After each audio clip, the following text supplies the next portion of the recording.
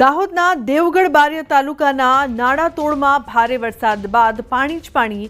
નાણાતોડ ગામના તમામ રસ્તાઓ પાણીમાં ગરકાવ. રસ્તાઓ પર પાણી ફરી વળતા આસપાસના ગામોની અવરજવર ઠપ થઈ છે.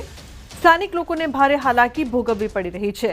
દેવગઢ બારિયા તાલુકા પંચાયત પ્રમુખ નાણાતોડ ગામનો હોવા છતાં કોઈ પણ જાતના પાણીના નિકાલ માટે કામગીરી ન કરી હોવાનો સ્થાનિકોનો આક્ષેપ છે.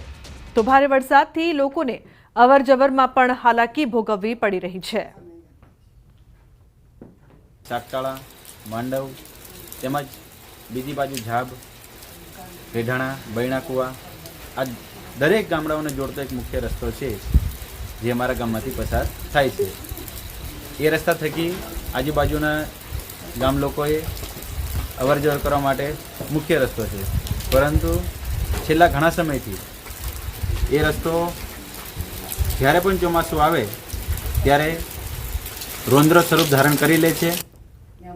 તો દાહોદ જિલ્લામાં વરસાદ વરસ્યો. લીમડી, સંજેલી અને ઝાલોદ વિસ્તારમાં વરસાદ પડ્યો.